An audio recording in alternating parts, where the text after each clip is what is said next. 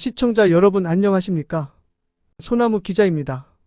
오늘은 저희 채널을 후원해주신 분부터 소개해드리겠습니다. 손태왕님께서 계좌 이체를 통해서 저희 채널을 후원해주셨습니다. 저희 채널을 후원해주셔서 감사합니다. 오늘은 김건희의 국정농단과 문재인 전 대통령에 대한 수사에 대해서 연필투브의 의견을 들어보겠습니다. 연필투브님 오늘의 이야기를 말씀해 주시겠습니까? 예, 안녕하십니까. 연필투브입니다. 이제 가을이 됐는데, 많은 일들이 막 한꺼번에 벌어져가지고, 막 논점이 흐려지고 있습니다. 저희가 생각했을 때는 윤석열을 끌어들이기 위해서는, 태블릿 PC를 가지고 김영철 검사나 검사 탄핵을 성공시키고, 그것을 동력으로 해서 윤석열의 이 전 정권의, 문재인 정권에서 범죄 행위를 밝혀서, 윤석열 정권을 끌어내린다 하는 것이 변희재의 생각이고, 그 다음에 이제 소나무당과 송영길 대표의 생각인데, 지금 여러 가지 일들이 한꺼번에 일어나고 있고, 그래서 막 논점이 흐려진다는 생각이 오히려 들고 있습니다. 오늘은 먼저 김건희에 대한 얘기를 좀 해보려고 합니다. 김건희에 대해서, 오늘이 이제 6일인데, 오늘 수사심의위원회가 열린다고 하죠.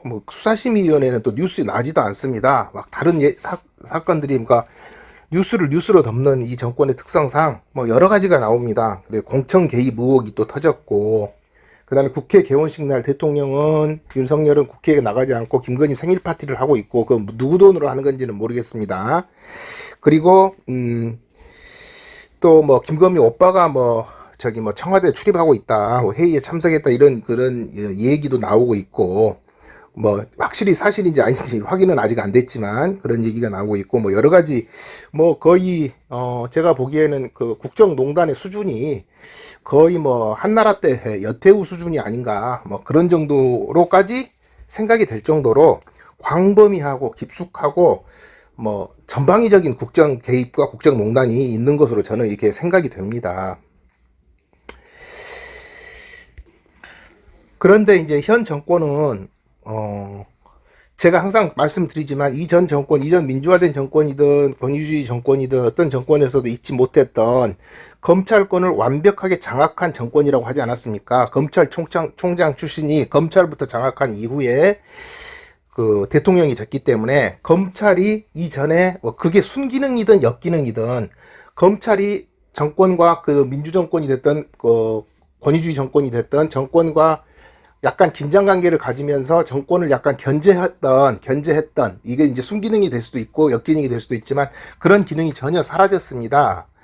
그래서 김건희와 윤석열이 검찰권을 전혀 무서워하지 않고 완전히 거의 독재식으로 완전히 권한을 행사하고, 검찰권은 현 정권에 대해서 살아있는 권력에 대해서는 아무런 힘을 발휘하지 못하고 눈을 감고 귀를 막고 있는 지금 상황이 되어 있습니다.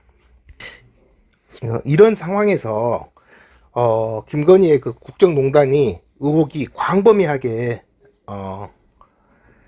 밝혀지고 있죠. 의혹이 제기가 되고 있죠. 광범위하게 공천 개입, 생일 파티, 그 다음에 오빠가 청와대 출입, 이런 문제들에 대한 의혹이 굉장히 광범위하게 제기가 되고 있는데, 저는 이제 이것과 관련해서 이런 생각을 한번 해봅니다. 계엄령을 이제 선포한다, 계엄령을 선포할 것을 계획하고 있다, 이렇게 얘기를 하는데, 민주당에서 그 전제 조건이 하나 있습니다. 계엄령을 선포하기 위해서는 무슨 국회 과반수가 해제를 요구하고 어쩌고 저쩌고 하면 안 되기 때문에 가능성이 있다 하지만, 그것보다 가장 근본적인 전제 조건이 하나 있습니다. 계엄령을 선포하기 위한 가장 근본적인 전제 조건은 국민 봉기가 일어나야 됩니다. 아니, 아무런 국민 봉기도 일어나지 않고 아무런 것도 없는데 그냥 계엄령을 선포할 리가 없죠. 그리고 이제 계엄령을 선포한다는 것은 대선을 아마 치르지 않고 정권을 연장하려고 하는 친위 쿠데타의 성격이 강하기 때문에. 그런데 아무런 국민 봉기도 일어나지 않고 평화로운 상황에서 갑자기 계엄령을 선포할 수가 없잖아요. 그러면 어떻습니까? 용산을 둘러싸고 대규모 집회가, 대규모 시위가 몇 번 있어야겠죠. 대규모 국민 시위가 있어야 그걸 명분으로 삼아서 계엄령을 선포할 거 아닙니까? 그런 다음에 이제 계엄령 이후에 뭐 대통령 선거를 연기한다든지 하는 방식으로, 즉 정권 연장이나 집권 연장을 획책하는 쿠데타가 가능할 수가 있는데, 문제는 현재 상황에서는 국민 봉기라고 볼 수 있는 어떤 그 대규모 집회가 없다는 겁니다. 그래서 저는 이제 이런 생각을 한번 해봅니다. 이러한 김건희의 광범위한 국정 개입 의혹이 제기되고 있고 국민 밉상으로 이렇게 김건희가 등극한 이유는 오히려 국민들의 시위나 집회나 시위를 촉발을 시켜서 그걸 구실로 계엄령을 선포하려는 그런 계략이 아닌가, 이런 생각도 한번 해봅니다. 또 예를 들면 이런 것이 있지 않았습니까? 1980년도에 5월 17일에 계엄령을 해제할 것이다 라고 생각을 하고 학생들이 이제 회gon을 했는데, 그 대규모 집회나 시위를 더 격화시키기 위해서 계엄령을 해제할 걸로 판단을 하고 서울에서 대학생들이 집회를 해산을 했는데, 오히려 전국으로 계엄령을 확대함으로써 그 시위를 촉발을 시켜서 그거를 근거로 해서 쿠데타를 일으킨 거 아닙니까? 그 전두환 일당이. 그거와 마찬가지로 뭔가 계엄령을 선포해서 친일 쿠데타를 일으킬 수 있는 구실을 만들기 위해서 김건희에 대한 각종 비리들이 쏟아져 나와서 국민들이 집회 시위를 하면, 용산에서 집회 시위를 하면 그걸 빌미로 해서 계엄령을 선포하려는 어떤 작전이나 계략이 진행되고 있는 거 아닌가, 그런 의심을 좀 하게 됩니다. 물론 뭐 확인된 것은 아니지만 제 느낌상 그런 의심이 듭니다. 아무리 뭐 계엄령을 선포하려고 개혁을 한다 하더라도 집회나 시위가 없고 대규모 시위가 없고 대규모 국민 봉기가 없으면 계엄령을 선포할 명분이 없지 않습니까? 그래서 그 명분을 만들기 위해서 지금 오히려 역으로 김건희에 대한 국정 개입에 대한 비리나 이런 것들을 슬슬 이렇게 오히려 제기하게 하고 있는 거 아닌가. 그래서 이제 국민 봉기를 일으켜서 그거를 빌미로 해서 계엄령을 선포하려고 하는 거 아닌가, 이런 아무튼 의심을 한번 해봅니다. 그리고 이 대목에 있어서 이제 저는 이제 그 변희재 대표를 지지하는 사람이지만 변희재 대표와 약간 생각을 달리하는 부분이 있습니다. 변희재 대표는 이제 계엄령을 선포하게 되면 군인들이 오히려 윤석열을 체포할 수도 있다. 군인들이 오히려 계엄령 선포가 되면 군인들이 오히려 윤석열을 체포할 수 있다, 이런 예측을 하고 있는 것 같은데, 저는 그렇게 생각을 하지 않습니다. 뭐냐면 소수의 사단장 몇 명과 군 소수의 핵심 인사들만 작당을 해서 계엄을 선포합니다. 그래서 서울의 계엄군을 진주를 시킵니다. 이렇게 되면 그걸 진압하겠다는 만약에 의지를 가지는 군인 장성들이나 사단장들이 있다 하더라도 누구의 명령을 받아서 서울로 출동을 할 겁니까? 대통령이 친일 쿠데타를 일으켰는데, 친일 쿠데타라는 것은 소수의 군부 핵심들만이 있어서 그를 따르는 소수의 군인들, 사단 몇 개 사단만 있으면 다 되는 겁니다. 이걸 진압하라고 명령할 수 있는 명령권자 자체가 쿠데타의 주역이기 때문에 뭐 전혀 군인들이 일반 군인들이나 쿠데타에 가담하지 않은 사단장들이 무슨 이걸 진압하려고 나갈 수가 없습니다. 진압 명령을 내릴 주체가 없지 않습니까? 그러니까 이거는 그 12.6 사태 당시하고도 또 다른 겁니다. 12.12 사태 때하고도 다른 겁니다. 12.12 사태 때는 전두환이 대통령이 아니었기 때문에 최규하가 진압 명령을 내릴 수 있는 권한이 있었고, 그렇지만 그걸 무력화시킨 거 아닙니까? 그러나 이제 지금 만약에 계엄령으로 친일 쿠데타를 한다고 하면은 아무리 정의감이 있고 어떤 이렇게 투철한 군인 정신을 가지는 사단장들이 주변에 있다 하더라도 핵심 세력, 쿠데타의 핵심 세력들만 뭉쳐가지고 쿠데타를 일으키면 그걸 명령 없이 진압하러 나설 수 있는 군인이 전혀 저는 없다고 생각합니다.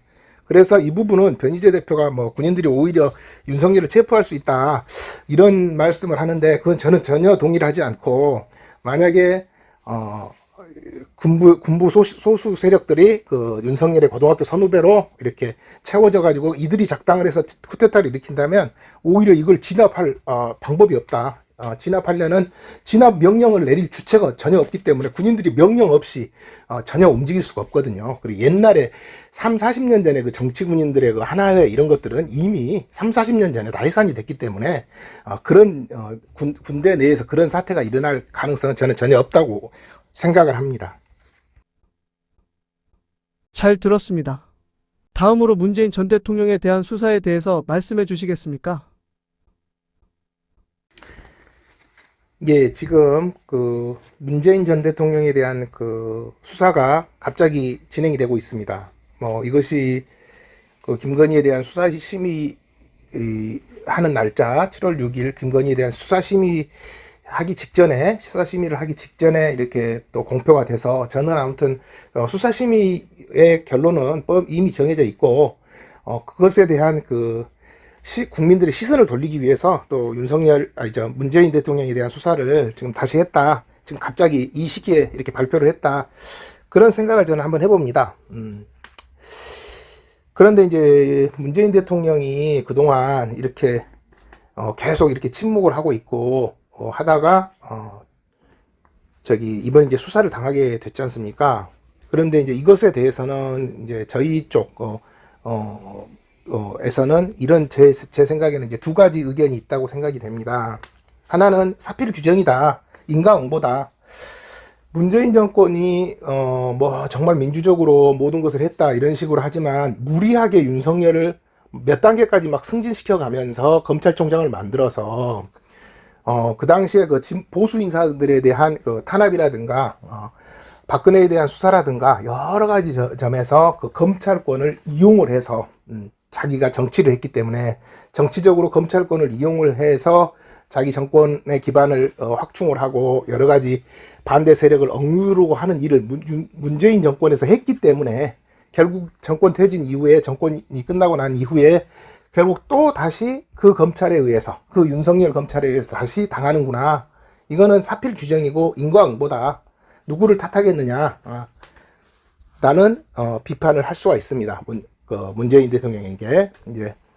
그리고 이제 또 다른 하나의 편의 시각으로는 이 부분은 약간 이제 더 음모론적인 시각인데 약속 대련이 아니냐. 그러니까 그 문재인과 윤석열을 서로 아주 정치적으로 서로 동반자 관계, 서로 아주 한편으로 묶고 그렇기 때문에 문재인이 이재명을 대선에서 지지하지 않고 음으로 양으로 오히려 윤석열을 지지했기 때문에 윤석열이 당선된 것이고 그래서 윤석열과 문재인은 한편이다 라고 해서 서로 이렇게 정치적 필요에 의해서 문재인을 살짝 건드리는 약속 대련을 한 것이다. 이런 시각이 또 하나 있습니다. 그래서 이제 문재인과 윤석열은 한편이고 정치적인 문재인의 수사는 정치적인 쇼다. 이런 시각이 있습니다. 저는 그 첫 번째 시각 인과응보다. 검찰권을 이용을 해서 그 정치적인 목적을 달성하고 정치를 해오더니 문재인 대통령이 자기 재임 당시에 결국 퇴임 이후에 결국 그 검찰에 의해서 결국 당하게 되는구나 라는 저는 그 첫 번째 시각이 좀 더 맞다라는 생각을 하기는 하지만 어떤 것이 맞는지 정말 한편이고 약속대로 쇼를 하는 것이다 라는 시각이 맞는지는 지금은 알 수 없고 시간이 지나봐야 알 수가 있다고 생각이 됩니다. 그런데 이제 이 부분에 대해서 또 이제 그 변희재 대표는 이렇게 얘기를 하더라고요. 그 검찰이 윤석열이 정권을 치고 하는 수사를 해가지고 수사권을 통해서 공을 세우고 해가지고 출세를 하고 대통령을 까지 한 것을 보고 검찰들이 그 학습 효과에 의해서 자기도 이렇게 치고 나가서 하면은 될 것이다 라는 권력욕에 의해서 문재인을 수사를 했다. 이렇게 해석을 하더라고요. 근데 이 부분에 대해서도 저는 그 변희재 대표하고는 생각이 좀 다릅니다. 지금 정권은 그 검찰을 제가 여러 번 얘기했다시피 검찰을 100% 장악한 정권입니다. 검찰 내부에서 윤석열의 말을 안 들을 사람이 한 명도 없습니다. 그래서 윤석열이 원하지 않는 수사를 할 사람이 없고 윤석열이 원하는 수사를 안 할 사람이 전혀 없습니다. 검찰에서는.